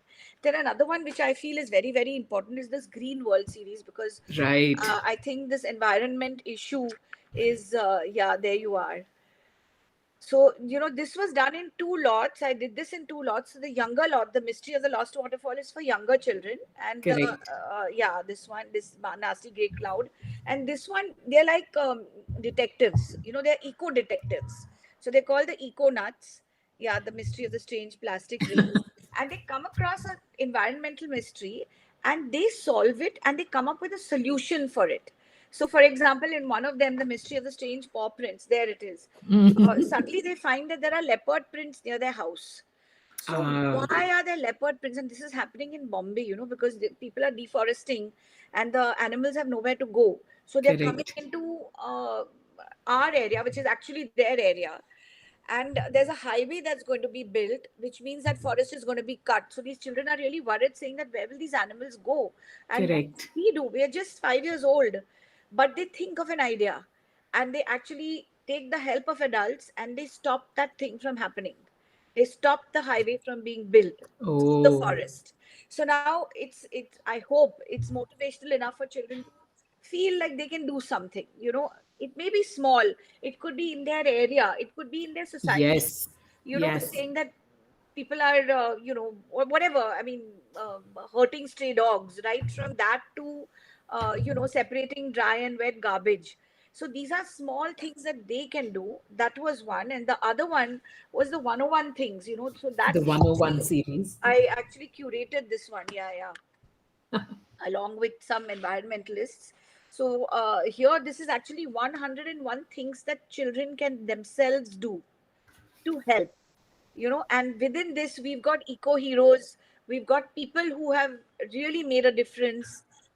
We've, of course, peppered it with activities to, make it fun also, because it doesn't have to be gyan and, Yeah, ऐसे करो वैसे करो, right? it can never be that. Never, never, ever. So that's why we created these characters also. There are these five characters, Correct. yeah, petals The and eco nuts. the econuts. Yeah.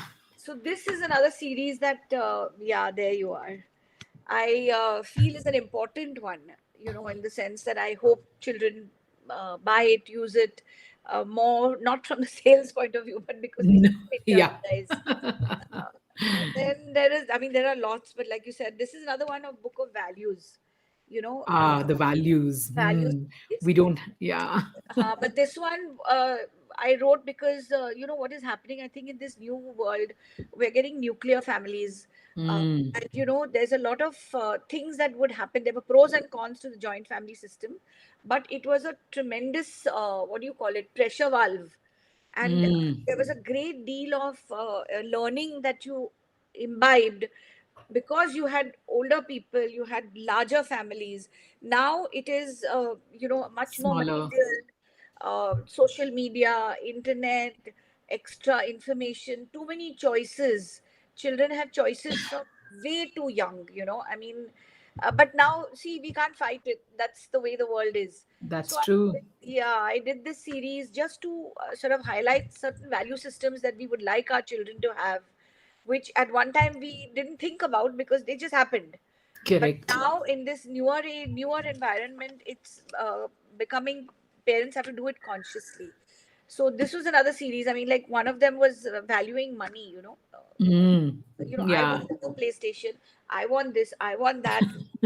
And again, it's the fault of the parents, of course, because they flood you with so much. They flood the child with so much. That how do you value what you have? Yeah. So Yeah. that's another series. So these are just a few that I picked, which I feel very strongly about, because so if you see in most of these books and almost all my books, I've tried to use the medium of reading and stories to have that one little extra something that they think about.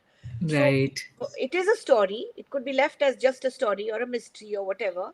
But at the end of the, there is a takeaway, which I feel children, I hope children will actually take away. Right, right. My God, that's just a massive. I could see some comments going up. Mutama saying, about your feelings. This is a wonderful series to start conversations with kids. It's so popular with the schools as well. So the thing is, I mean, you've just got like such a diverse range of books, and like you said, mostly easy breezy reads. With no preachiness worked into them at all. I really hope, our audiences who are watching, I know we've gone past our time completely, so which happens I more think both often. of us there. Chatterbox ki jai ho, like Jai ho. we could talk for another 2 hours about books, but perhaps our Easily, audience is easily. hungry Yeah, for their has to go. lunches. Yeah. But thank you so much, Thank Sonia. We you. really hope, to all the parents and teachers, librarians watching. I mean, several of her series up at Funky Rainbow. You can see the links going up to Sonia's books. Do consider picking up the ones that you feel that would interest your children, of our website. The ones that are there as packs and that are there as series up available at some discounted prices. But there you go, folks. I mean, you can, don't complain about, don't talk of just a shelf full of books. Sonia Mehta will give you a planet full of them, really. So Thank you so much for having me. It was great fun. thank you I so loved much. watching the book bazaar as well. There are some books that I'm going to be ordering right away. Thank you. Thank you so much for Thank joining you us so today much. and Bye, making this everyone. journey so special. We'll see Thank you. you. Bye bye. Bye bye. So, of course, we'll just quickly say hello to all our friends and, wind up for the day. I can see Vijay Lakshmi Nagraj saying, thank you, Funky Rainbow and Sonia. It's been a very interesting morning. So, there's Vijay Lakshmi Nagraj, there's Bhavana Kittur, there's Subhita Mistry. What a pleasure that you joined us. Archana Natraj, how fun that you came to watch, Sonia Mehta, Adi Dev Press. Lovely to see you here. Surab, Sarvam Kali, Zalaksha, Sunila Kulkarni Gupte, and Vidya Kulkarni. Thank you to so many of you for joining us on Facebook, on Instagram, and on YouTube to watch our book bazaars week after week. I will close with that very line that we began with saying, the journey of 1,000 miles begins with the first book. We've got hundreds of them here up for you at Funky Rainbow. Do consider picking them up and introducing your children to fabulous new worlds. We'll see you next week with another bazaar. I can see Venkat Lakshmi Vikram saying thank you, bye bye, and thank you for watching till the very end. We'll see you next week. Have a great traveling sort of weekend and reading sort of weekend as well. Bye bye.